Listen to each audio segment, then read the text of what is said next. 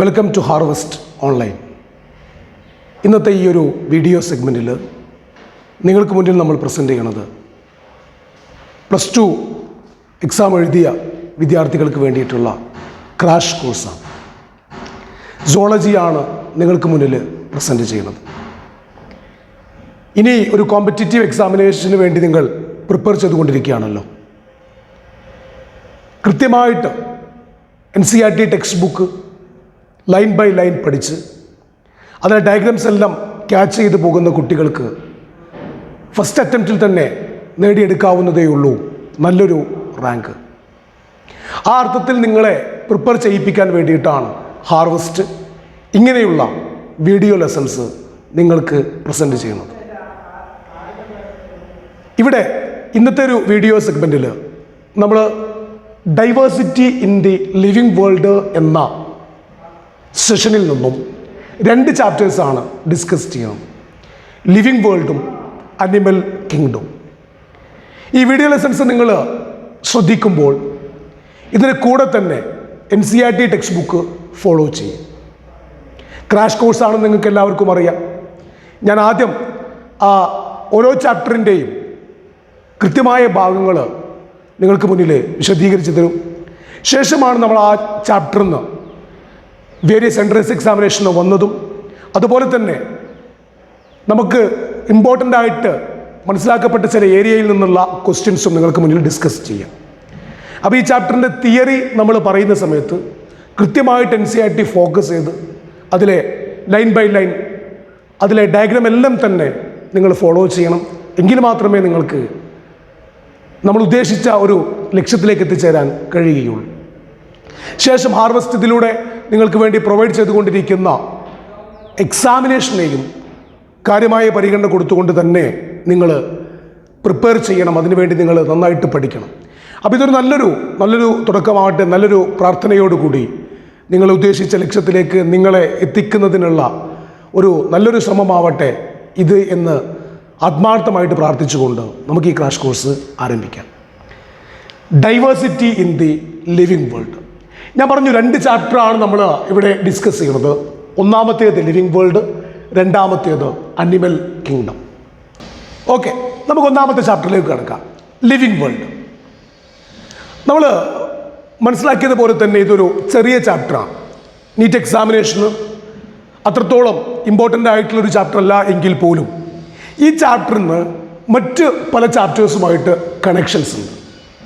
അങ്ങനെ കണക്ട് ചെയ്തുകൊണ്ട് നമ്മൾ പഠിക്കുന്നിടത്താണ് നമ്മുടെ എക്സാമിനേഷൻ നമ്മൾ പ്രിപ്പയർ ചെയ്യുന്നതിൽ പരിപൂർണമായിട്ടും നമ്മൾ വിജയിച്ചു എന്ന് പറയാൻ പറ്റുള്ളൂ.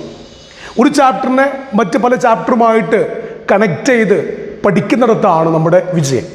ആ അർത്ഥത്തിൽ ലിവിങ് വേൾഡ് എന്ന് പറയുന്ന ചാപ്റ്റർ വളരെ പ്രാധാന്യമുള്ള ഒരു ചാപ്റ്ററാണ്.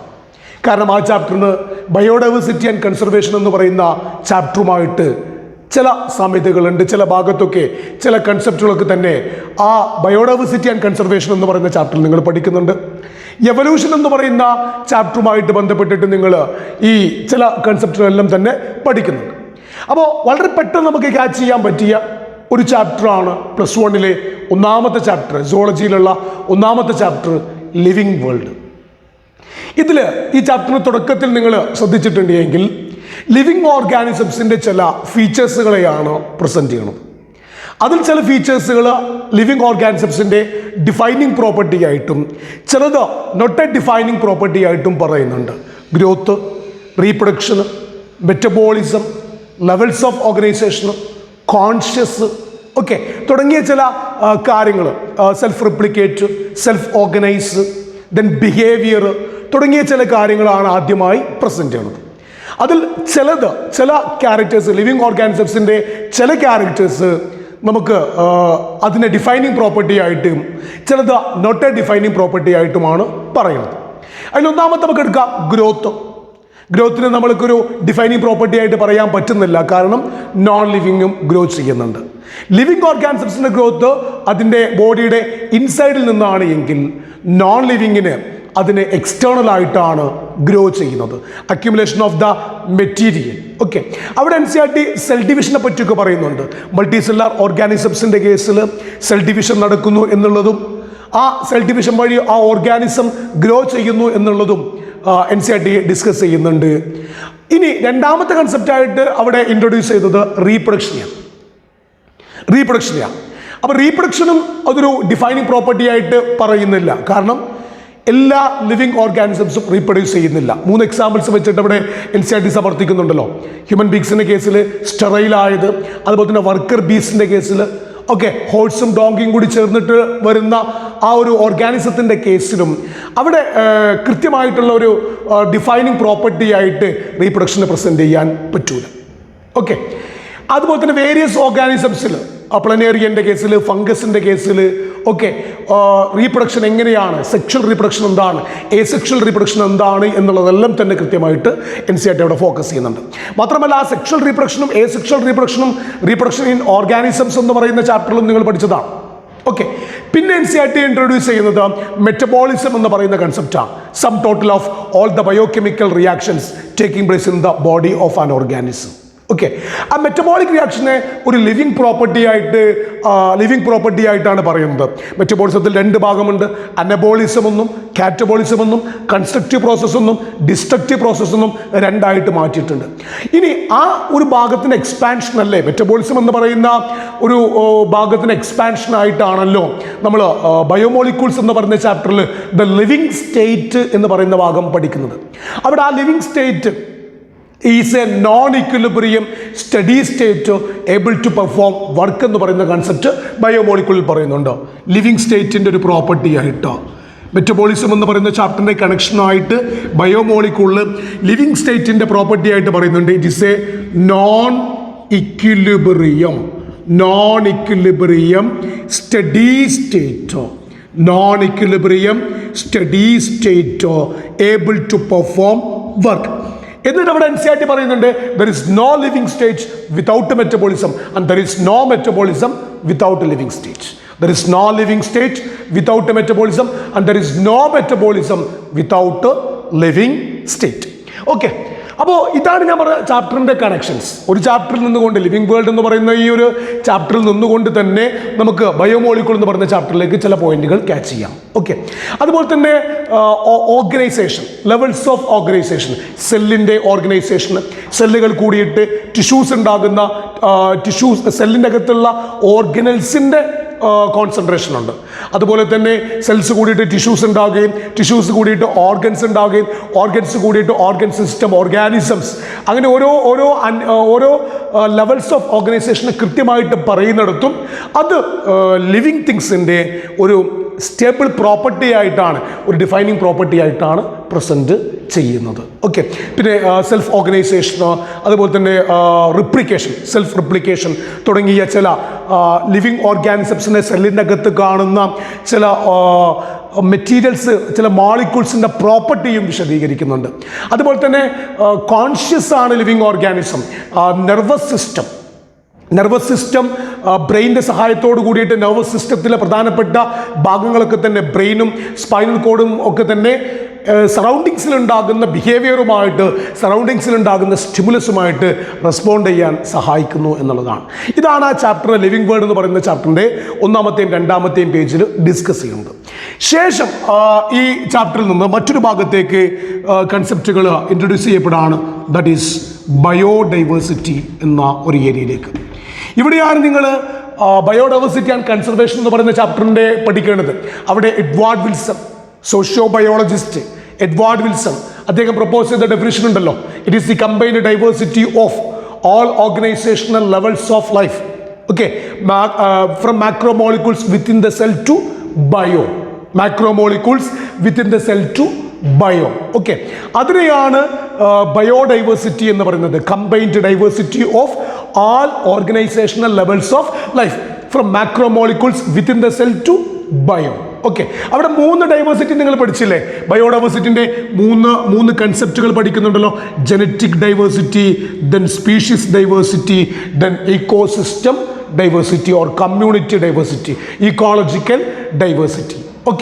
ഇനി ആ ചാപ്റ്ററിലേക്ക് ആഡ് ചെയ്യാൻ പറ്റിയൊരു പോയിന്റ് ഇവിടെ പറഞ്ഞു. അവിടെ IUCN റിപ്പോർട്ടിൽ പറയുന്നുണ്ടല്ലോ മാഗ്നിറ്റ്യൂഡ് ഓഫ് ബയോഡൈവേഴ്സിറ്റി എന്ന ഭാഗത്ത്, മാഗ്നിറ്റ്യൂഡ് ഓഫ് ബയോഡൈവേഴ്സിറ്റി എന്ന ഭാഗത്ത് IUCN 2004 റിപ്പോർട്ട് പ്രകാരം ലോകത്ത് ഐഡന്റിഫൈ ചെയ്ത അല്ലെങ്കിൽ നെയിം ചെയ്ത സ്പീഷീസിന്റെ എണ്ണം ഈ slightly more than 1.5 million. Okay, ഇവിടെ ഈ ലിവിംഗ് വേൾഡ് എന്ന് പറയുന്ന ചാപ്റ്ററിൽ it is about 1.7 to 1.8 million identify ചെയ്ത നെയിം ചെയ്ത സ്പീഷീസിന്റെ നമ്പറായിട്ട് ലിവിംഗ് വേൾഡ് എന്ന് പറയുന്ന ചാപ്റ്ററിൽ അവിടെ ഈ സ്ലൈറ്റ്ലി മോർ ദാൻ 1.5 മില്യൺ എന്ന് പറയുമ്പോൾ ഇവിടെ it is actually 1.7 to 1.8 million. അപ്പോൾ ചാപ്റ്ററുകൾ നിങ്ങൾ പരസ്പരം കണക്ട് ചെയ്യും.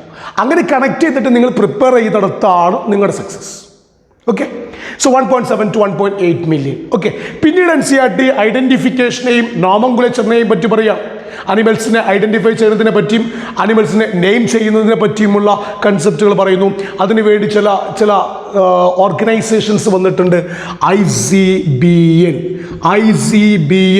And ICZN. and ICZN. What is ICBN? International Code for Botanical Nomenclature. International Code for Botanical Nomenclature. International Code for Zoological Nomenclature. International Code for Zoological Nomenclature. ICBN means International Code for Botanical Nomenclature. ICZN means International Code for Zoological Nomenclature. Okay, അതിനുശേഷമാണ് NCERT text ബുക്കിൽ binomial nomenclature എന്ന് പറയുന്ന concept introduce ചെയ്യുന്നത്. Binomial nomenclature, ദ്വിനാമ വർഗീകരണ രീതി എന്ന് പറഞ്ഞിട്ട് binomial nomenclature.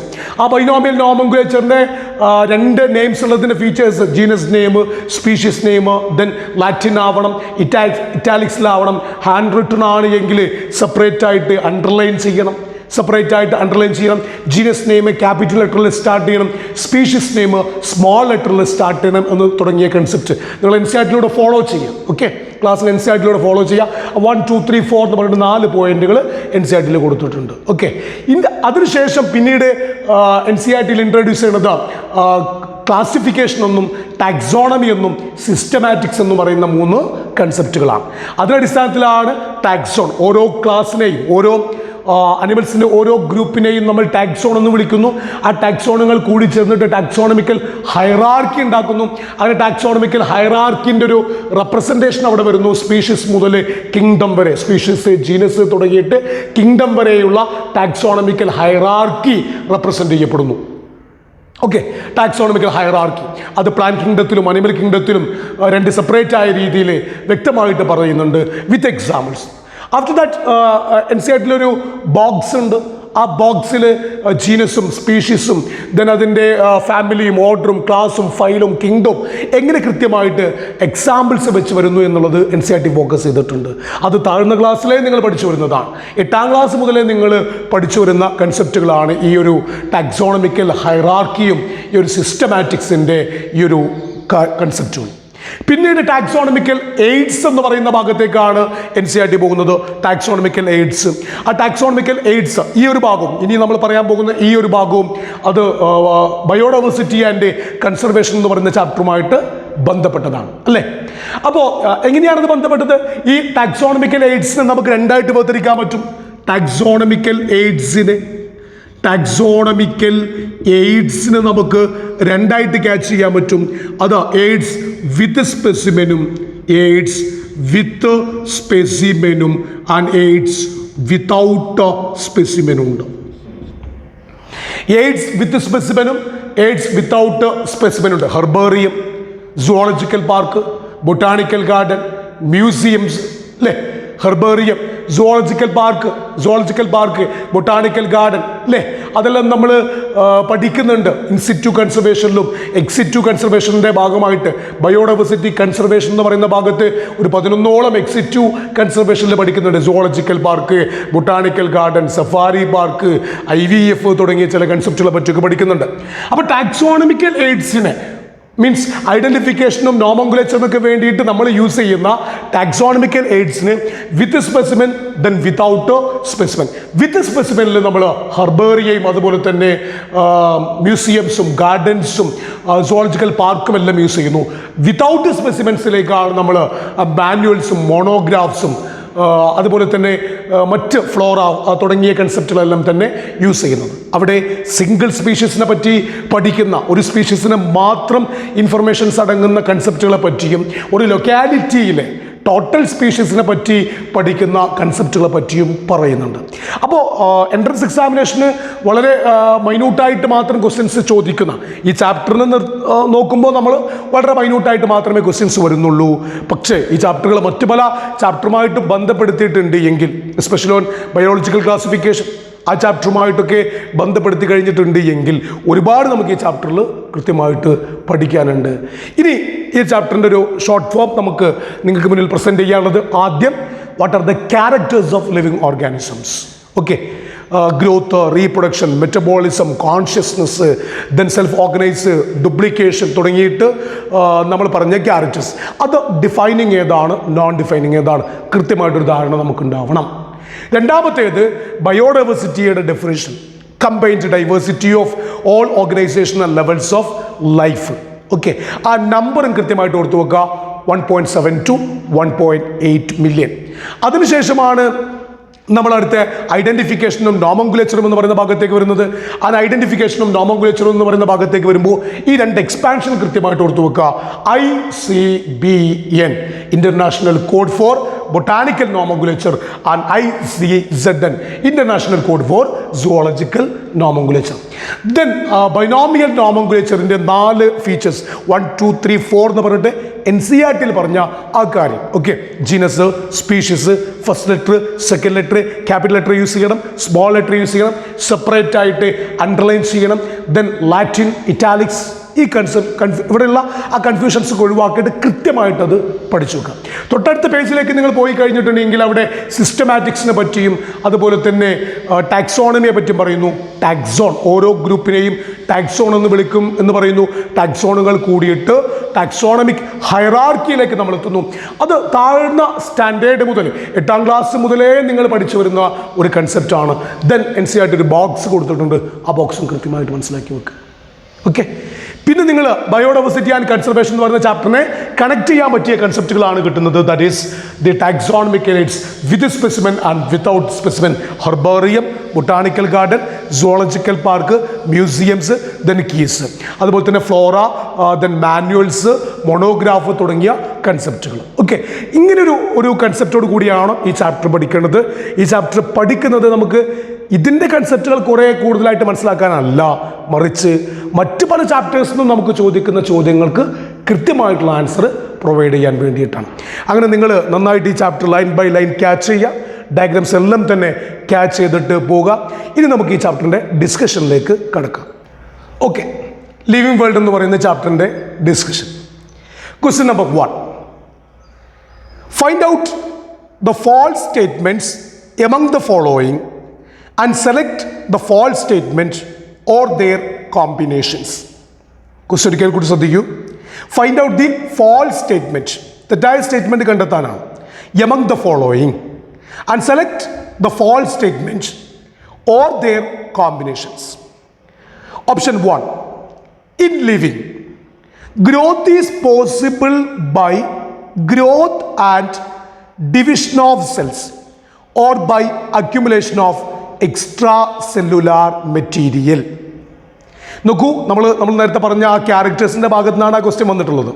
In living growth is possible by growth and division of cell. ഗ്രോത്തിൻ്റെ ഭാഗത്ത് ഞാൻ നിങ്ങളോട് പറഞ്ഞല്ലോ, ഡിവിഷൻ ഓഫ് സെൽസ് സ്വാഭാവികമായിട്ടും അതിലുണ്ട് എന്ന്. ഡിവിഷൻ ഓഫ് സെൽസ് ഉണ്ടാവുമല്ലോ, ഡിവിഷൻ ഓഫ് സെൽസ് ഉണ്ട്. മൾട്ടി സെല്ലാർ ഓർഗാനിസംസ് ഒക്കെ സെൽ ഡിവിഷൻ വഴിയാണല്ലോ ഗ്രോ ചെയ്യുന്നത്. Increase in mass and increase in size അല്ലേ ഗ്രോത്ത് ആയിട്ട് നമ്മൾ പറയുന്നത്. Or by accumulation of extra cellular material. അത് നമ്മൾ ലിവിങ്ങും നോൺ ലിവിങ്ങും ഗ്രോ ചെയ്യുന്നുണ്ട്. ലിവിങ്ങിൻ്റെ ഗ്രോത്ത് ബോഡിയുടെ ഇൻസൈഡിൽ നിന്നാണ്, നോൺ ലിവിങ്ങിൻ്റെ ഗ്രോത്ത് ബോഡിക്ക് ഔട്ട്സൈഡിൽ നിന്നാണെന്ന് പറഞ്ഞല്ലോ. അപ്പോൾ അതിൽ നിങ്ങൾക്ക് ആ കാര്യം മനസ്സിലാക്കാം, അത് ട്രൂ ആണോ ഫാൾസ് ആണോ എന്നുള്ളത്. Second, in non living increase in size or weight is due to the accumulation of materials on them. Okay, second option, in non-living increase in size or weight is due to accumulation of materials on them. Okay, അതും NCERT-ൽ കൃത്യമായിട്ട് പറയുന്നുണ്ട് ആ ഗ്രോത്തിൻ്റെ അവസാന ഭാഗത്ത്. Then മൂന്നാമത്തേത്, planaria can reproduce by fragmentation. Planaria can reproduce by fragmentation, മൂന്നാമത്തേത്. നാലാമത്തെ option, reproduction is possible by each and every living being. നോക്കിയ നാലാമത്തേത്, reproduction is possible by each and every living being.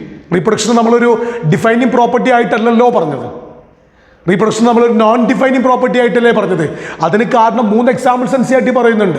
Sterile human ബീങ്സിൻ്റെ കേസിൽ, worker ബീസിൻ്റെ കേസിലൊക്കെ തന്നെ ചില examples പറയുന്നു. Sterile worker ബീസിൻ്റെ കേസിലൊക്കെ തന്നെ ചില എക്സാമ്പിൾസ് പറഞ്ഞിട്ടല്ലേ റീപ്രൊഡക്ഷൻ ഒരു ഡിഫൈനിങ് പ്രോപ്പർട്ടി അല്ല. അപ്പോൾ പിന്നെ നാലാമത്തെ സ്റ്റേറ്റ്മെൻറ്റ് നോക്കൂ, reproduction is possible by each and every living being എന്ന് പറഞ്ഞത് ഫോൾസ്. ദെൻ അഞ്ചാമത്, often non living things can self duplicate. Non living things can self duplicate. Okay, living തിങ്സിൻ്റെ പ്രോപ്പർട്ടി ആയിട്ടാണ് റിപ്ലിക്കേഷൻ അല്ലെങ്കിൽ ഡ്യൂപ്ലിക്കേഷനെ നമ്മൾ പറയുന്നത്. അത് നോൺ ലിവിങ്ങിൻ്റെ പ്രോപ്പർട്ടി ആയിട്ടല്ല. അതുകൊണ്ട് അതിൻ്റെ ഓപ്ഷൻസ് പരിശോധിച്ച് കഴിഞ്ഞാൽ, A to E വരെയുള്ള ഓപ്ഷൻസ് പരിശോധിച്ച് കഴിഞ്ഞാൽ definitely the option is C. Okay, നാലാമത്തെയും അഞ്ചാമത്തെയും സ്റ്റേറ്റ്മെൻ്റ് ആണ് അവിടെ ഫോൾസ് ആയിട്ട് വരുന്നത്. ഇനി നമുക്ക് രണ്ടാമത്തെ ക്വസ്റ്റിലേക്ക് പോവാം. Question number 2, find out the false statement among the following and select the false statement or their combination. Same false statement കണ്ടെത്താൻ തന്നെ. Find out the false statement among the following and select the false statement or their combination. നോക്കൂ, ഒന്നാമത്തേത്, the sum total of biochemical reactions occurring in our body is called metabolism. അങ്ങനെയല്ലേ നമ്മൾ definition പഠിച്ചത്.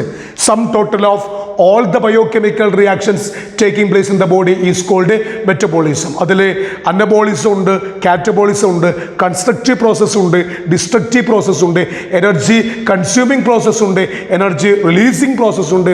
അതിന് എക്സാമ്പിളൊക്കെ ആയിട്ട് biomolecule എന്ന് പറഞ്ഞ ചാപ്റ്ററിൽ പറയുന്നുണ്ട്. അസെറ്റിക് ആസിഡിൽ നിന്ന് കൊളസ്ട്രോൾ ഉണ്ടാകുന്നതും പ്രോട്ടീൻസിൽ നിന്ന് അമിനോ ആസിഡ്സ് ഉണ്ടാകുന്നതൊക്കെ തന്നെ നമ്മൾ പഠിക്കുന്നുണ്ട്.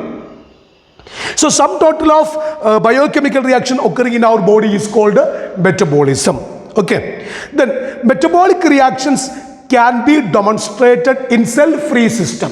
Metabolic reactions can be demonstrated in cell-free system. അതൊരു ഇൻവിട്രോ, സെക്കൻഡ് ക്വസ്റ്റ്യൻ്റെ എക്സ്പാൻഷൻ ആയിട്ട് നിങ്ങൾ ആ ഒരു ഇൻവിട്രോ കൺസെപ്റ്റ് പറയുന്നുണ്ട്. മെറ്റബോളിസത്തിൻ്റെ ഭാഗമായിട്ട് in vitro concept. In vitro, in vivo means within the cell. In vitro means outside the cell. In vitro means outside the cell. Okay, അപ്പോൾ in vitro എന്ന് പറയുന്ന കൺസെപ്റ്റ് പറയുന്നുണ്ട്. Isolated metabolic reactions can occur in cell free system. നോക്കൂ, അങ്ങനെ isolated metabolic reaction നമുക്ക് cell free സിസ്റ്റത്തിൽ നടത്താം. Okay, ഒരു ലാബിൽ നടത്താം. ഈവൻ ഒരു ടെസ്റ്റ് ട്യൂബിൽ നമുക്ക് ഒരു ഐസൊലേറ്റഡ് ബയോകെമിക്കൽ റിയാക്ഷൻസിനെ, നമ്മുടെ ബോഡി നടക്കുന്ന ബയോകെമിക്കൽ റിയാക്ഷനെ നമുക്ക് നടത്താം. നിങ്ങൾക്ക് IVF ഒക്കെ ആലോചിച്ചാൽ മതിയല്ലോ. ഇൻവിട്രോ ഫെർട്ടിലൈസേഷനൊക്കെ ആലോചിച്ച് കഴിഞ്ഞാൽ നിങ്ങൾക്ക് മനസ്സിലാവും, ഐസൊലേറ്റഡ് ആയിട്ടുള്ള ബയോകെമിക്കൽ റിയാക്ഷൻസിനെ നമുക്ക് സെൽഫ് ഫ്രീ സിസ്റ്റത്തിൽ എന്ത് ചെയ്യാൻ പറ്റും, ഗ്രോ ചെയ്യിപ്പിക്കാൻ പറ്റും, നടത്താൻ പറ്റും. അങ്ങനെ റിയാക്ഷൻസ് ഒരുപാട് നടന്നിട്ടുണ്ട്. അത് നിങ്ങൾ മോളിക്കുലാർ ബേസിസ് ഓഫ് ഇൻഹെറിറ്റൻസിലെ ജനറ്റിക് കോഡിൻ്റെ ഭാഗം റെഫർ ചെയ്താലും മനസ്സിലാവും. അവിടെ ചില സയൻറ്റിസ്റ്റ് സെൽഫ് ഫ്രീ സിസ്റ്റത്തിൽ ചില റിയാക്ഷൻസ് എല്ലാം തന്നെ കണ്ടക്ട് ചെയ്യുന്നുണ്ട്. അപ്പോൾ അങ്ങനെ കണ്ടക്ട് ചെയ്യാം. അപ്പോൾ അങ്ങനെ കണ്ടക്ട് ചെയ്യുന്ന ഒരു മെറ്റബോളിക് റിയാക്ഷനെ നമ്മൾക്ക് എങ്ങനെ ഒരു ലിവിങ് ഓർഗാനിസംസിൻ്റെ പ്രോപ്പർട്ടി ആയിട്ട് പറയാൻ പറ്റും? നോക്കൂ, ആ മീഡിയം നോൺ ലിവിങ് ആണെന്നേ ഉള്ളൂ, പക്ഷെ അവിടെ നടക്കുന്ന റിയാക്ഷൻ ലിവിങ് ആണ്. കാരണം നമ്മുടെ ബോഡിക്കകത്ത് നടക്കാനുള്ള കണ്ടീഷൻസ് എന്തൊക്കെയാണോ ആ കണ്ടീഷൻസ് നമ്മൾ പ്രൊവൈഡ് ചെയ്തെങ്കിൽ മാത്രമേ അത്തരത്തിലൊരു സിസ്റ്റം നമുക്കിവിടെ മെയിൻറ്റെയിൻ ചെയ്യാൻ പറ്റുള്ളൂ. റെഡി? ആ സിസ്റ്റം നോൺ ലിവിങ് ആണ്, പക്ഷെ ആ സിസ്റ്റത്തിൽ നടക്കുന്ന റിയാക്ഷൻ ലിവിങ് ആണെന്ന് ഞാൻ പറയാൻ കാരണം, ബോഡിക്കകത്ത് ആ റിയാക്ഷൻ നടക്കാനുള്ള കണ്ടീഷൻസ് എന്തൊക്കെയാണോ ആ കണ്ടീഷൻസ് ആ ഒരു മീഡിയത്തിൽ നമ്മൾ പ്രൊവൈഡ് ചെയ്തെങ്കിൽ മാത്രമേ മെറ്റബോളിസം നടക്കൂ. Okay. About second option, metabolic reactions can be demonstrated in cell-free system. Okay. Third question.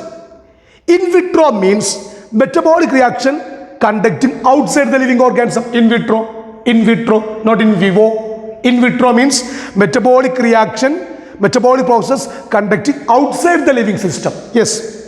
Fourth, in vitro means within the living system. In vitro എന്ന് വെച്ചാൽ within the living അല്ല. In vitro അല്ലല്ലോ, അത് in vivo അല്ലേ.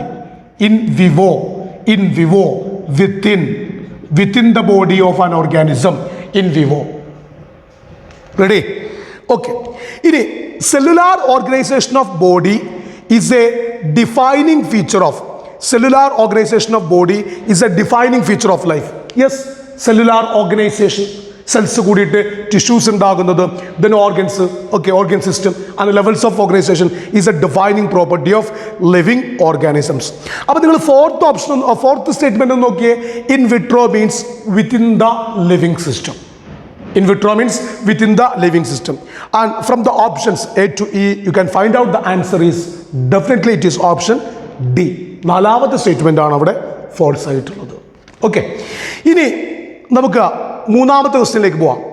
Take the odd one out. നോക്കൂ question, take the odd one out.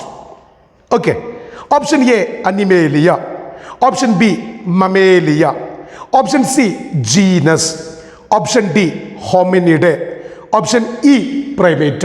മൂന്നാമത്തെ question ഒരിക്കൽ കൂടി ഞാൻ വായിക്കുന്നുണ്ട്. Take the odd one out.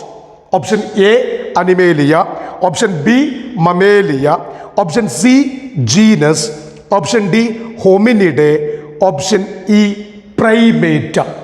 Easy ആയിട്ട് നിങ്ങൾക്ക് ആ ക്വസ്റ്റിൻ്റെ ആൻസേഴ്സ് കണ്ടെത്താൻ പറ്റും. Definitely it is genus. Option C ആണ് ഇതിൻ്റെ ആൻസർ. ജീനസ് ആണ് ഇതിന് ആൻസർ.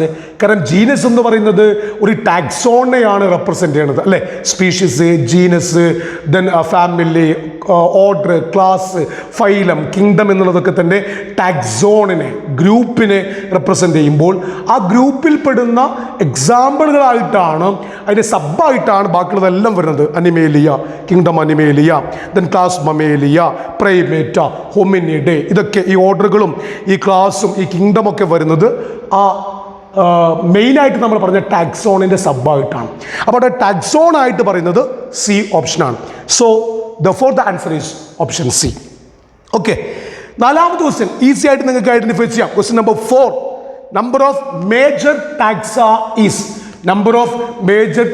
ഈസ്. ഡെൻസി ആയിട്ട് എടുത്തിട്ട് നിങ്ങൾ ഹയറാർക്കി ഒന്ന് നോക്കൂ, ടാക്സോണമിക്കൽ ഹയറാർക്കി ഒന്ന് നോക്കൂ. You can get the answer option D 7. Option D 7 species മുതൽ അങ്ങോട്ട് നിങ്ങൾ ആഡ് ചെയ്ത് കഴിഞ്ഞാൽ you can get the answer option D 7. So question number 4 answer is option D 7. Question number 5, take the odd one out. Question number 5, take the odd one out. Option A botanical garden, option C zoological park, option C herbarium, option D museum, option E monograph. നോക്കൂ option ഒന്നും കൂടി. Botanical garden, zoological park, herbarium, museums, monograph. ഈ ഭാഗം നിങ്ങൾ പഠിപ്പിച്ച് തന്നപ്പോൾ തന്നെ നേരത്തെയുള്ള സെഷനിൽ ഞാൻ നിങ്ങളടുത്ത് ഇൻട്രൊഡ്യൂസ് ചെയ്തു. ഈ ഭാഗം നിങ്ങൾ പഠിക്കേണ്ടത് എയ്ഡ്സ് വിത്ത് സ്പെസിമെനും എയ്ഡ്സ് വിതൗട്ട് സ്പെസിമെനും ആയിട്ടാണ്. എയ്ഡ്സ് വിത്ത് സ്പെസിമെനും എയ്ഡ്സ് വിതൗട്ട് സ്പെസിമെനും. ആ ഒരു അർത്ഥത്തിൽ നിങ്ങളൊന്ന് ആലോചിച്ച് നോക്കിയ ആ ക്വസ്റ്റിനെ, ആ ഒരു അർത്ഥത്തിൽ നിങ്ങളൊന്ന് ആലോചിച്ച് നോക്കിയേ. അത് നിങ്ങൾക്ക് മനസ്സിലാക്കാൻ പറ്റും. Aid without specimen, that is monograph. Aid without specimen is monograph. So take the odd one out. 5th question, the answer goes to option E. Option E is the answer.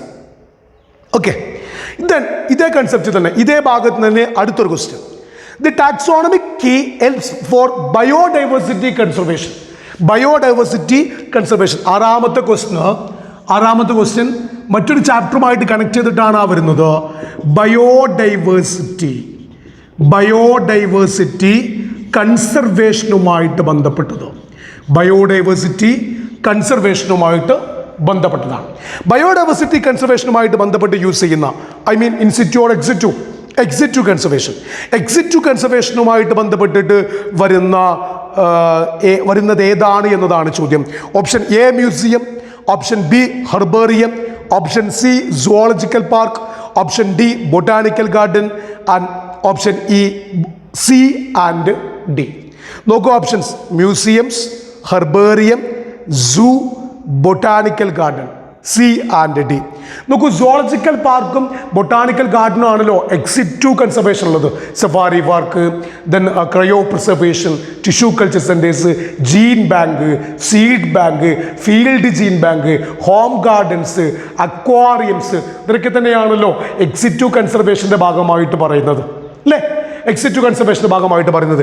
Biodiversity കൺസർവേഷനിലേക്ക് അവിടെ നമുക്ക് കൊടുക്കാൻ പറ്റിയ രണ്ടാളുകൾ: ഒന്നാമത്തേത് zoological park, രണ്ടാമത്തേത് botanical garden. Therefore the answer is option E, C and D. ഇനി ഏഴാമത്തെ question എടുക്കോ. ഏഴാമത്തെ ക്വസ്റ്റ്യൻ നോക്കിക്കോളൂ. ഏഴാമത്തെ question: select the false statement. Flora contains the actual account of habitat and distribution of plants. Last പാരഗ്രാഫിൽ നിന്ന്, അല്ലേ? Living world എന്ന് പറയുന്ന ചാപ്റ്ററിന്റെ ലാസ്റ്റ് പാരഗ്രാഫിൽ നിന്നാണ് ഈ ഒരു ക്വസ്റ്റ്യൻ വന്നത്. Select the false statement. Flora contains, നിങ്ങൾ ആ പാരഗ്രാഫ് ഒന്ന് റെഫർ ചെയ്തേ. Flora contains the actual account of habitat and distribution of plants. Okay. രണ്ടാമത്തെ, manuals contain information on any one taxon. അങ്ങനെയാണോ അത്? അങ്ങനെയാണോ? Manuals contains information on any one taxon എന്നാണോ? It contain information in a particular area എന്നാണോ? Okay, ഒന്ന് നോക്കൂ, ഒന്ന് refer ചെയ്ത് നോക്കൂ. ഇനി മൂന്നാമത്തേത്, monograph provide information about names. Information about names. Okay, information about names. അവിടെ അങ്ങനെയാണോ മോണോഗ്രാഫിന്റെ ഡെഫിനിഷൻ NCERT ഉള്ളത്? അതോ ഒരു പെർട്ടിക്കുലർ ടാക്സോണിനെ പറ്റി അല്ലെങ്കിൽ അതിൻ്റെ ജീനസിനെ പറ്റി, സ്പീഷീസിനെ പറ്റിയൊക്കെ പറയുന്നതിനെയാണോ മോണോഗ്രാഫ് എന്ന് പറയുന്നത്? ഓക്കെ, ക്ലിയർ ചെയ്യൂ. ദെൻ നാലാമത്, catalogue is A list of species in an area. അപ്പോൾ ഈ 4 സ്റ്റേറ്റ്മെന്റിൽ നിന്നും കൃത്യമായിട്ട് നമുക്ക് മനസ്സിലാക്കിയെടുക്കാൻ പറ്റും 2ഉം 3യുമാണ് അവസാന പാരഗ്രാഫിൽ നിന്ന് അവിടെ ചേഞ്ച് ചെയ്ത് വന്നിട്ടുള്ളത്. So definitely option C. 7th question, answer is option C, 2 and 3. Then എട്ടാമത്തേത് which is wrongly matched. Question number 8, which is wrongly matched. നോക്കൂ, ഒരു ഭാഗത്ത് Homo, Hominidae, sapiens, mammals, primate. Homo, Hominidae, sapiens, mammals, primate. അത് corresponding ആയിട്ട് genus, order, species, class, family from the box, അല്ലേ? ആ taxonomical ഹയറാർക്കിക്ക് ശേഷം NCERT introduce ചെയ്ത ആ ബോക്സിൽ നിന്നല്ലേ ഈ ക്വസ്റ്റ്യൻ വന്നിട്ടുള്ളത്. ഒന്ന് നോക്കൂ, which is wrongly matched. Homo sapiens, Homo genus, sapien species 1ഉം 3യും ഒക്കെ, അല്ലേ? Homo sapiens, Homo genus, sapien species. ഇനി രണ്ടാമത്തെ ഓപ്ഷനിലേക്ക് നമുക്ക് പോകാം. ഹോമിനിഡേ അത് ഓർഡർ ആണോ അതോ ഫാമിലിയാണോ? ഓർഡർ ആണോ അതോ ഫാമിലിയാണോ റെപ്രസെന്റ് ചെയ്യണത്? ഇനി പ്രൈമേറ്റ് ഫാമിലിയാണോ അതോ പ്രൈമേറ്റ് ഓർഡർ ആണോ? ഓക്കെ. ദെൻ മമൽസ് ക്ലാസ് മമേലിയ, അതിൽ കൺഫ്യൂഷൻസ് നമുക്കില്ല. അപ്പം നമ്മൾ കൃത്യമായിട്ട് ആ ബോക്സ് നമുക്ക് മനസ്സിലാക്കാൻ പറ്റും. അവിടെ 2 കൺസെപ്റ്റുകൾ കൂടി ചേഞ്ച് ചെയ്തിട്ടാണ് വന്നിട്ടുള്ളത്. That's why the wrongly matched is option D, 2 and 5. So therefore the answer is option D. 8th question, answer is option D. ഇനി 9ാമത്തെ question, a taxonomic aid specific for a particular group and which helps to identify the lower taxa in it is. A taxonomic aid specific for a particular group and which helps to identify the lower taxa in it is. Option A, taxonomic key. Option B, manual.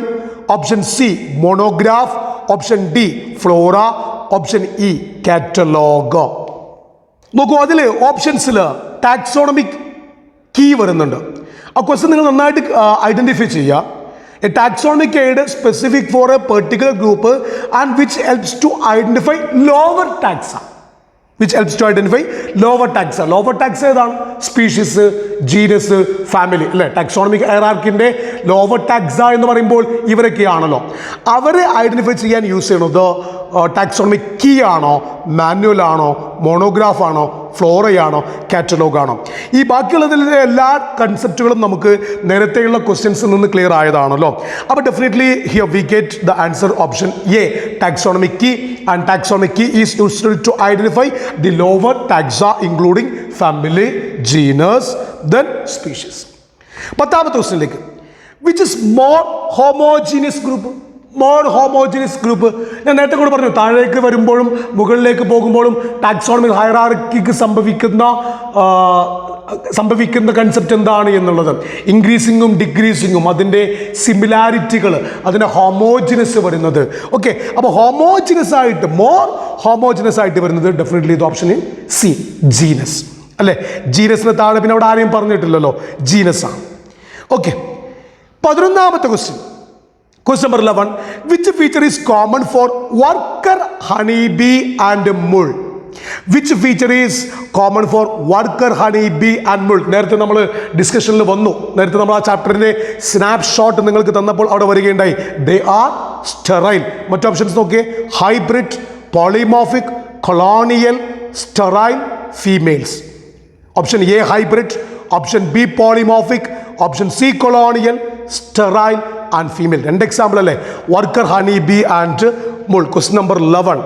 Question number 11, worker honey bee, worker honey bee, worker honey bee and mule. They are considered as the sterile. They are considered as the sterile. ഈ reasons കൊണ്ടാണല്ലോ നമ്മൾ ഈ reproduction എന്ന് പറയുന്ന കൺസെപ്റ്റിനെ ഒരു living ഓർഗാനിസംസിൻ്റെ ഒരു defining property ആയിട്ട് നമ്മൾ ഉൾപ്പെടുത്താത്തത്. ഇനി find out the false statement. Find out the false statement. നോക്കൂ, 12ാമത്തെ question. Find out the false statement. Taxon means taxonomic category. Taxon means taxonomic category. നേരത്തെ നമ്മൾ പറഞ്ഞു അല്ലേ, ഓരോ ഗ്രൂപ്പിനെയും സ്പീഷീസ്, ജിനസ്, അതെല്ലാം ടാക്സോൺ ആണ് എന്ന് നമ്മൾ പറയണ്ടായി. രണ്ടാമത്തേത്, taxonomic categories together constitute taxonomic hierarchy അല്ലേ? ടാക്സോണമിക് കാറ്റഗറീസ് ടുഗദർ, എല്ലാത്തിനെയും, 7 ആളുകൾ taxonomic categories together constitute taxonomic hierarchy. Okay, then 3ാമത്തെ option, taxonomic hierarchy together constitute taxonomic category. Taxonomic hierarchies together constitute taxonomic category. False. Definitely it is false.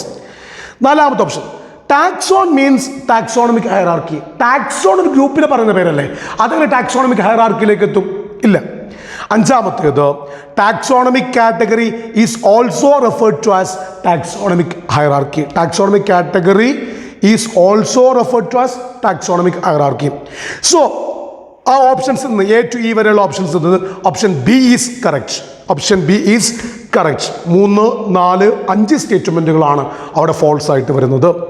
13ാമത്തെ question. The orderly sequence of taxonomic procedures is. The orderly sequence of taxonomic procedures is.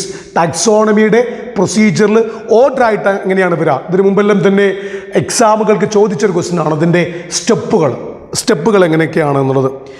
Nomenclature, collection, systematic, identification. First nomenclature, second collection, third systematic, fourth identification. ഇതാണ് option A. B, collect ചെയ്യുന്നു, then identify ചെയ്യുന്നു, അതിനെ സിസ്റ്റമാറ്റിക്സിലേക്കും നോമൻക്ലേച്ചറിലേക്കും പോകുന്നു. കളക്ഷന് ശേഷം nomenclature, identification, systematic. D option, കളക്ഷന് ശേഷം സിസ്റ്റമാറ്റിക്സ്, നോമൻക്ലേച്ചർ, ഐഡൻറ്റിഫിക്കേഷൻ. ഈ option identification, collection, nomenclature, systematic. So definitely the orderly sequence of a taxonomic procedures is option B, collection, identification, systematics and nomenclature. Question നിങ്ങൾക്ക് അതിന് options clear ചെയ്യുമ്പോൾ collect ചെയ്തിട്ട് അതിനെ identify ചെയ്യുന്നു, then അതിനെ systematics വഴി nomenclature name ചെയ്യപ്പെടുന്നു. B ഓപ്ഷനാണ് അവിടെ കറക്റ്റായിട്ട് വരുന്നത്. ഇനി 14ാമത്തെ question, take the odd one out. 14ാമത്തെ question, take the odd one out.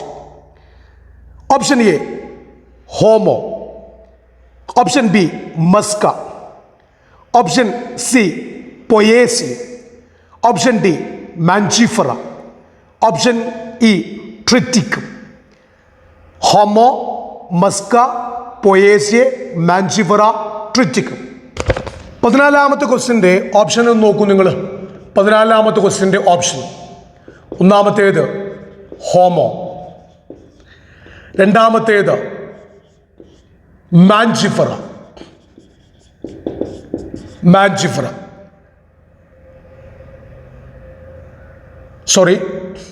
ഒന്നാമത്തേത് ഹോമോ, രണ്ടാമത്തേത് മസ്ക, മൂന്നാമത്തേത് പൊയേസ്യെ, നാലാമത്തേത് അതിൻ്റെ മാഞ്ചിഫറ, അഞ്ചാമത്തേത് Triticum.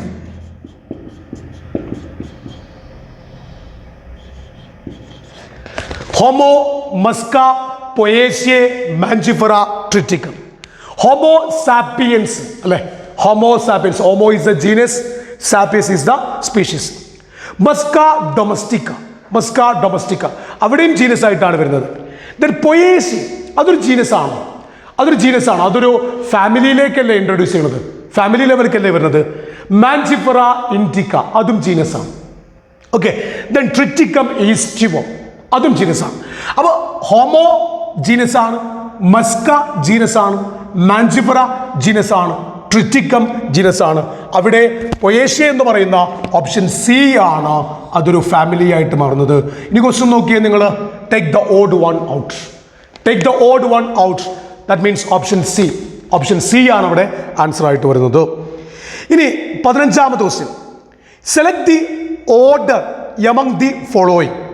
Question number 15, select the order among the following. Option A Mammalia, B Insecta, C Arthropoda, D Diptera, E Muscidae. Mammalia, Insecta, Arthropoda. നോക്കൂ, Mammalia class ആണ്, class Mammalia എന്നാണ് നമ്മൾ പറയുക. മമേലിയ ക്ലാസ് ആണ്. Insecta class Insecta, ആർത്രോപോഡിന്റെ class ആണ്. Arthropoda എന്ന് പറയുന്ന അനിമൽ കിങ്ഡത്തിലെ ആർത്രോപോഡയിൽ നിങ്ങൾ പഠിക്കുന്നുണ്ടല്ലോ, over 2/3 of the all named species are comes under the category of Insecta. എന്ന് മാത്രമല്ല, നിങ്ങൾ ബയോഡൈവേഴ്സിറ്റി ആൻഡ് കൺസർവേഷൻ എന്ന് പറയുന്ന ചാപ്റ്ററിലും പഠിക്കുന്നുണ്ടല്ലോ, 10-7 ആളുകൾ ഇൻസെക്റ്റാണ്, 70% ഇൻസെക്റ്റാണ്. അതുകൊണ്ടല്ലേ കിങ്ഡം അനിമേലയിൽ Arthropoda is considered as the largest phylum എന്ന് പറയുന്നത്. ഓക്കെ, ദെൻ ആർത്രോപോഡ പറഞ്ഞു നമ്മൾ, ആർത്രോപോഡ ഫൈലമാണ്. Okay, phylum. ദെൻ ഡിപ്റ്റീറയാണ് അവിടെ ഓർഡർ ആയിട്ട് വരുന്നത്. ക്വസ്റ്റ്യൻ നോക്കൂ നിങ്ങൾ, select the order among the following. That's why option D is Diptera. Okay, ഈ ഓപ്ഷൻ ആണെങ്കിൽ ഫാമിലിയെയാണ് റെപ്രസെന്റ് ചെയ്യുന്നത്. ഇനി അടുത്തത് 16ാമത്തെ ക്വസ്റ്റ്യൻ. ഇതെല്ലാം വരുന്നത് NCERT-യിലെ ആ ഒരു ബോക്സിൽ നിന്നാണ്. ഓക്കെ, ടാക്സോണമിക് ഹയറാർക്കിക്ക് ശേഷമുള്ള ആ ഒരു ബോക്സിൽ നിന്നാണ് ഈ 14 മുതൽ ഇങ്ങോട്ടും അതുപോലെ തന്നെ നേരത്തെ നമ്മൾ ചെയ്ത ക്വസ്റ്റ്യൻസ് എല്ലാം വരുന്നത്. അതുകൊണ്ട് 16ാമത്തെ ക്വസ്റ്റ്യൻ നോക്കൂ, Hominidae, Muscidae and Poaceae are various families. നിങ്ങൾ ഫാമിലി എന്നുള്ള ആ ഏരിയ മാത്രം നോക്കിയാൽ മതി. Genus, genera, classes, order, families, division, അങ്ങനെയല്ലേ? Option A genera, option B classes, option C orders, option D families and option E division. Definitely the answer, Hominidae, Mucidae and Poaceae are comes under the category of families. Therefore 16th question answer is option D. 17th question, find out the name of family among the following. Find out the name of the family among the following. Same concept, ഒരേ കൺസെപ്റ്റിൽ നിന്ന് വന്ന question തന്നെയാണ്. പ്രൈമേറ്റ, ഡിപ്റ്റീർ, അതെല്ലാം നിങ്ങൾ കണ്ടു തന്നെയാണ്. അതുകൊണ്ട് നമുക്ക് 70th question answer option E ആയിട്ട് അവിടെ നമുക്ക് പരിഗണിക്കാം. ക്വസ്റ്റ്യൻ നിങ്ങൾ റെഫർ ചെയ്താൽ മതി. ആ ബോക്സ് നിങ്ങൾ നന്നായിട്ട് നോക്കിയാൽ തന്നെ നിങ്ങൾക്ക് മനസ്സിലാവും ഓപ്ഷൻ ഇ ആണ് അവിടുത്തെ ആൻസർ. 18ാമത്തെ ക്വസ്റ്റ്യൻ നോക്കൂ നിങ്ങൾ.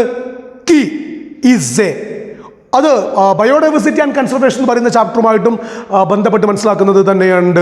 സൂസ് ഉണ്ട്, museums, botanical garden, royal botanical garden എന്ന് നമ്മൾ അറിയപ്പെടുന്നത് തന്നെ 18ാമത്തെ ക്വസ്റ്റ്യനിലെ കീ ആണല്ലോ. അതുകൊണ്ട് സി ആണ് അവിടെ ഓപ്ഷനായിട്ട് വരുന്നത്. ഇനി 19ാമത്തെ ക്വസ്റ്റ്യൻ, നേരത്തെ നമ്മൾ ഇതിൻ്റെ തിയററ്റിക്കൽ പാർട്ടിൽ എക്സ്പ്ലെയിൻ ചെയ്തു. What is ICBN? 19ാമത്തെ question, what is ICBN? ICBN means International Code for Botanical Nomenclature. International Code for Botanical Nomenclature. അപ്പോൾ അതിൽ ഓപ്ഷൻ ഡി അല്ലേ, ബാക്കിയെല്ലാം ഔട്ടാവില്ലല്ലോ. പിന്നെ ഇന്റർനാഷണൽ സെൻറ്റർ എന്നൊക്കെ അല്ലേ പറയുന്നത്. International code for botanical nomenclature. അപ്പോൾ ICZNO, international code for zoological nomenclature. Last question. ഈ ലാസ്റ്റ് ക്വസ്റ്റ്യൻ വന്നത് ഈ ചാപ്റ്ററിൽ നിന്നല്ല, പക്ഷേ ആ ചാപ്റ്ററിന് തുടക്കത്തിൽ ഒരു സയൻറ്റിസ്റ്റിനെ ഇൻട്രൊഡ്യൂസ് ചെയ്യുന്നുണ്ടല്ലോ. ആ സയൻറ്റിസ്റ്റ് തുടർന്നങ്ങോട്ട് എല്ലാ ചാപ്റ്ററിലും നമുക്ക് ആവശ്യമുള്ളത് തന്നെയാണ്. Diversity in the living world എന്ന് പറയുന്ന സെഷനിലേക്ക് ആവശ്യമുള്ള ആ ഒരു സെഷനിലേക്ക് മാത്രമല്ല, ബയോഡൈവേഴ്സിറ്റി ആൻഡ് കൺസർവേഷനിലേക്കും എവല്യൂഷൻ എന്ന് പറയുന്ന കൺസെപ്റ്റിലേക്കൊക്കെ തന്നെ നമുക്ക് ആവശ്യമുള്ളൊരു സയൻറ്റിസ്റ്റിൻ്റെ വിത്ത് ഡയഗ്രാം NCERT ഇൻട്രൊഡ്യൂസ് ചെയ്തിട്ടുണ്ട്. ആ ഭാഗത്തു നിന്നാണ് ഈ ക്വസ്റ്റ്യൻ വന്നത്. ആ സയൻറ്റിസ്റ്റ് ഒന്ന് റെഫർ ചെയ്തോളൂ നിങ്ങൾ. Who is regarded as the Darwin of 20th century? Who is regarded as the Darwin of 20th century? Option A, Ernest Mayo, James Watson, Thomas Hunt Morgan, Alec Jeffrey, M.S. Swaminathan. Okay. നോക്കൂ, who is regarded as the Darwin of 20th century? Ernest Mayo. സ്പീഷീസിൻ്റെ ഐഡന്റിഫിക്കേഷനിലാണ് Ernest Mayr വരുന്നത്. James Watson and Francis Crick, അത് നിങ്ങൾ ബയോമോളിക്കുലർ പഠിച്ച concept അല്ലേ. അതുപോലെ തന്നെ മോളിക്കുലാർ ബേസിസ് ഓഫ് ഇൻഹെറിറ്റൻസിലും നിങ്ങൾ DNA സ്ട്രക്ചർ കണ്ടുപിടിച്ചു. James Watson and Francis Crick in the year 1953. അത് ഡാർവിൻ ഓഫ് 20th century അല്ല. Thomas hunt Morgan, TH Morgan, A super scientist on principles of inheritance and variation, experimental verification of chromosomal theory of inheritance, by TH Morgan on Drosophila melanogaster പഠിച്ചതാണ്. അലക് Jeffrey താഴ്ന്ന ക്ലാസ്സിൽ നിങ്ങൾ പഠിക്കുന്നുണ്ട്. Then DNA finger പ്രിന്റിങ്ങിൻ്റെ ഫൗണ്ടറായിട്ട് അലക് ജെഫ്രിയെ പറയുന്നുണ്ട്. MS സ്വാമിനാഥനും ഇതുപോലെ തന്നെയാണ്. Green റവല്യൂഷനുമായിട്ട് ബന്ധപ്പെട്ട് നിങ്ങൾ സെക്കൻഡ് ഇയറിലെ സ്ട്രാറ്റജീസ് എന്ന് പറയുന്ന ചാപ്റ്റർ തുടങ്ങുന്നതിന് മുമ്പ് NCERT ഇൻട്രൊഡ്യൂസ് ചെയ്യുന്നൊരു സയൻറ്റിസ്റ്റാണ് MS സ്വാമിനാഥൻ. ഈ ഒരു ക്വസ്റ്റ്യനിൽ നിന്നും നിങ്ങൾക്ക് മനസ്സിലാകുന്ന ഒരു കാര്യം, NCERTയുടെ ഭാഗങ്ങളെല്ലാം തന്നെ ഇമ്പോർട്ടൻ്റ് ആണ്. ചാപ്റ്ററിൽ പറഞ്ഞ കണ്ടന്റുകൾ മാത്രമല്ല, ചാപ്റ്ററിൻ്റെ തുടക്കത്തിൽ ഇൻട്രൊഡ്യൂസ് ചെയ്ത സയൻറ്റിസ്റ്റുകളെ പറ്റി, ഫിസിയോളജിൻ്റെ തുടക്കത്തിലും സയൻറ്റിസ്റ്റുകളെ ഇൻട്രൊഡ്യൂസ് ചെയ്യുന്നുണ്ടല്ലോ. ഫിസിയോളജിയുടെ തുടക്കത്തിൽ തന്നെ സയൻറ്റിസ്റ്റിനെ ഇൻട്രൊഡ്യൂസ് ചെയ്യുന്നുണ്ട്. അതുപോലെ തന്നെ ജെയിംസ് വാട്സൺ ആൻഡ് ഫ്രാൻസിസ് ക്രിക്കിനെ then evolution, genetics and evolution എന്ന് പറയുന്ന ഭാഗത്ത് ഇൻട്രൊഡ്യൂസ് ചെയ്യുന്നുണ്ട്. ഓക്കെ, അപ്പോൾ അൽഫോൺസോ കോട്ടി അതല്ലേ അതിൻ്റെ കൺസെപ്റ്റുകൾ പിന്നീട് വരുന്നത് ന്യൂറൽ കൺട്രോൾ ആൻഡ് കോർഡിനേഷനിലല്ലേ. ഓക്കെ, ഓർഗൻ ഓഫ് കോട്ടി എന്ന പേരിലൊക്കെ വരുന്നത്. അപ്പോൾ NCERTൻ്റെ ആ ടോപ്പിക്കും കൂടി ഇമ്പോർട്ടൻ്റ് ആണ്. അതുകൊണ്ട് ആ ഒരു ലൈനിലാവണം NCERTൻ്റെ എല്ലാ കണ്ടന്റുകളും പ്രിപ്പയർ ചെയ്യുന്ന ലെവലിലാവണം നിങ്ങളുടെ പഠനം എന്നുള്ളത്. ഈ ഒരു ലിവിങ് വേൾഡ് എന്ന് പറയുന്ന ചാപ്റ്ററിൻ്റെ ഈ ഒരു ക്വസ്റ്റ്യനിലൂടെ നിങ്ങൾ അനലൈസ് ചെയ്യുമ്പോൾ ഏറെക്കുറെ ക്വസ്റ്റ്യൻ വന്നത് NCERTയിൽ നിന്ന് തന്നെയാണ്. ആ അർത്ഥത്തിൽ നിങ്ങളുടെ പഠനം നിങ്ങൾ പുരോഗതി പെടട്ടെ എന്ന് പ്രാർത്ഥിക്കുന്നു. ഇനി നമുക്ക് മറ്റൊരു ചാപ്റ്ററുമായിട്ട് diversity in the living world എന്ന് പറയുന്ന സെഷനിൽ തന്നെയുള്ള സുവോളജിയിലെ 2ാമത്തെ ചാപ്റ്ററായ അനിമൽ കിങ്ഡത്തിൻ്റെ വിശേഷങ്ങളുമായിട്ട് ഒരു സെഗ്മെൻറ്റിൽ പരിചയപ്പെടാം.